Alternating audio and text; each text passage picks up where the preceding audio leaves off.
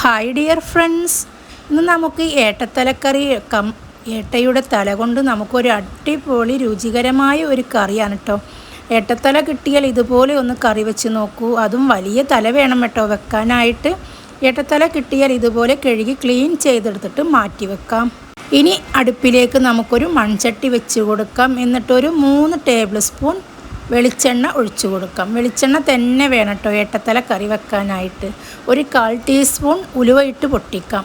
ഒരു medium size സവാള വളരെ കനം കുറച്ചരിഞ്ഞ് നമുക്ക് ചേർത്തൊന്ന് വഴറ്റി കൊടുക്കാം കേട്ടോ. ഇതിലേക്ക് 1 ടീസ്പൂൺ വെളുത്തുള്ളി പേസ്റ്റ്, 1 ടീസ്പൂൺ ഇഞ്ചി, 2-3 പച്ചമുളക് ചതച്ചത് എല്ലാം കൂടി നന്നായിട്ട് തന്നെ നമുക്കൊന്ന് വഴറ്റി കൊടുക്കാം. കുറച്ച് കറിവേപ്പില കൂടി ഇതിലേക്ക് ചേർക്കാം കേട്ടോ. ഇഞ്ചി വെളുത്തുള്ളി പേസ്റ്റിൻ്റെ എല്ലാം പച്ചമണം മാറിക്കഴിഞ്ഞാൽ ഇതിലേക്ക് നമുക്ക് മസാലപ്പൊടികൾ ചേർക്കാം. 1 ടീസ്പൂൺ മഞ്ഞൾപ്പൊടി, 2 ടേബിൾ സ്പൂൺ മുളക് പൊടി, 3 ടേബിൾ സ്പൂൺ മല്ലിപ്പൊടി. മുളക് പൊടി നിങ്ങളുടെ എരിവിന് അനുസരിച്ച് ചേർത്ത് കൊടുക്കാം കേട്ടോ. എന്നിട്ട് പൊടികളുടെ മണം മാറുന്നത് വരെ ഒന്ന് വഴറ്റി കൊടുക്കാം.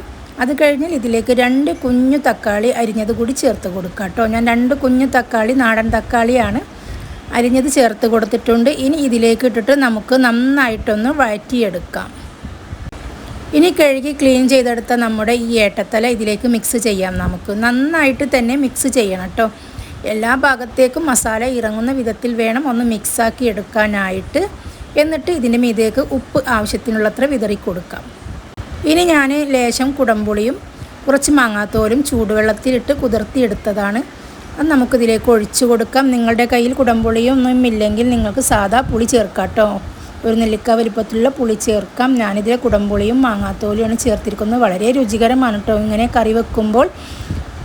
ഇതിൻ്റെ കൂടെ നമുക്കിതിലേക്ക് 1 കപ്പ് വെള്ളം കൂടി ഒഴിച്ച് നമുക്കൊന്ന് തിളപ്പിക്കാം.